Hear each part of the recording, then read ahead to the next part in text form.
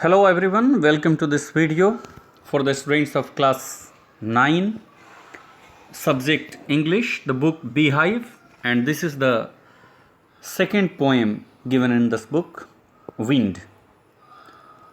Wind actually, originally it is a Tamil poem and which has been composed by Subramanya Bharati, and which was originally composed in Tamil and then it was translated from Tamil to English by A.K. Ramanujan. Let's have some brief introduction about the poet and the translator of this poem. Subramanyam Bharati was born in 1882 and he died in 1921, and he was a great Tamil poet, very famous for his patriotism in pre-independence era in his all the compositions. Subramaniam Bharti Tamil के एक बहुत बड़े कवि थे और उन्होंने अपनी कविताओं में, अपने काव्य में देशभक्ति और राष्ट्रवाद की भावना को प्रखरता से अभिव्यक्त किया.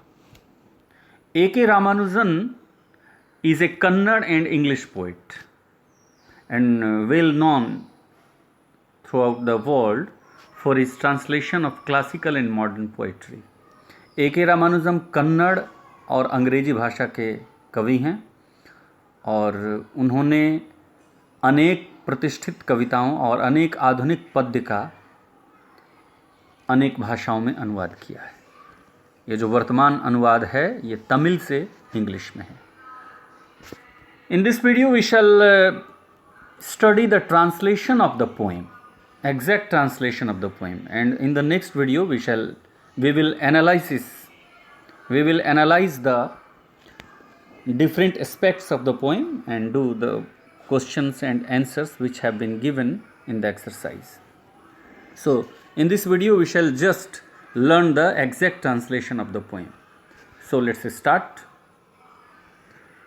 Wind come softly.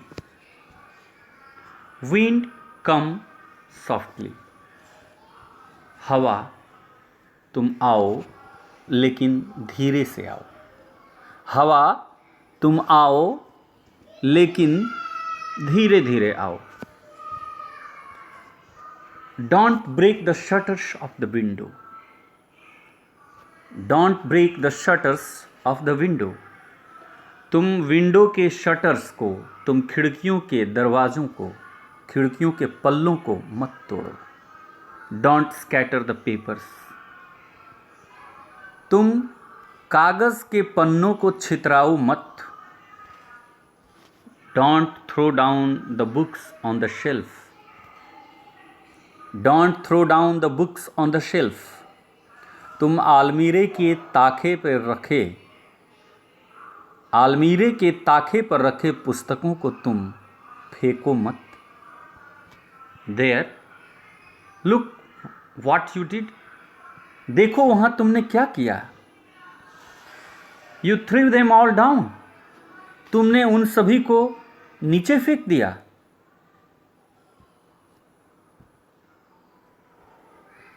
You tore the pages of the books. तुमने पुस्तकों के पन्नों को फाड़ दिया. You brought rain again. तुम फिर से बारिश लेकर आए. You are very clever at poking fun at weaklings. तुम कमज़ोरों के साथ मजाक करने में बहुत निपुण हो. तुम कमज़ोरों का मजाक उड़ाने में बहुत चालाक हो. Frail crumbling houses. जीर्ण शीर्ण टूटे हुए घर. Crumbling doors.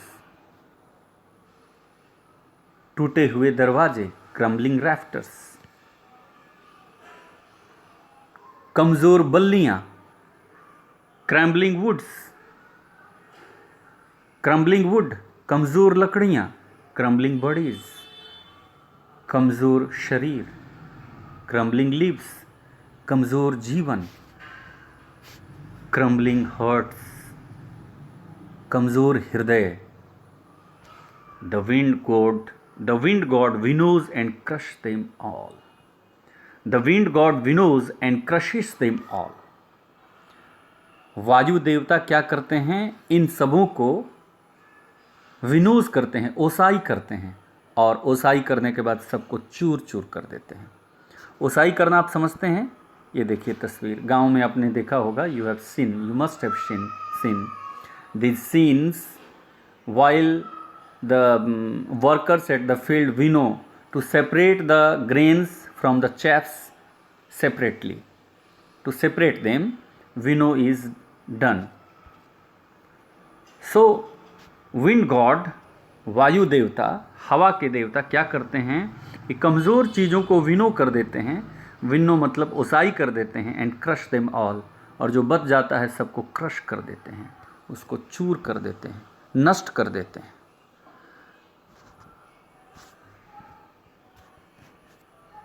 Next stanza, he want to what you tell him. वो जो तुम उनको कहोगे वह नहीं करेंगे। जो तुम उन्हें कहोगे वो वह नहीं करेंगे। So come let's build strong homes. इसलिए आओ, घरों को मजबूत बनाओ। Let's join the doors firmly. घरों के दरवाज़ों को मजबूती से जोड़ो। Practice to firm the body. शरीर को मजबूत बनाने का अभ्यास करो। Make the heart steadfast. हृदय को दृढ़ और मजबूत बनाओ। डू दिस, ऐसा करो, and the wind will be friends with us. और ये हवा फिर हमारी दोस्त बन जाएगी। The wind blows out weak fires. Blows out मतलब फूंक के बुझा देना। हवा कमज़ोर आग को फूंक मारकर बुझा देती है। The wind blows out weak fires. He makes strong fires roar and flourish. और हवा, वायु स्ट्रॉन्ग फायर्स को यानी मजबूत आग को और उकसा देता है, एंड फ्लोरिश, और उसको पनपने में, उसको और पुष्पित पल्लवित करने में सहायता करता है। His friendship is good. वायु की दोस्ती, पवन की दोस्ती अच्छी है। We praise him every day. हम उन्हें उनकी रोज प्रशंसा करते हैं। So this was what we translated from the poem. This is just translation, exact translation of the poem, and the analysis of the different aspects of the poem will be done in the next video. Keep watching this video, learn the facts and make notes of them, and wait for the next video to come. Have a nice day.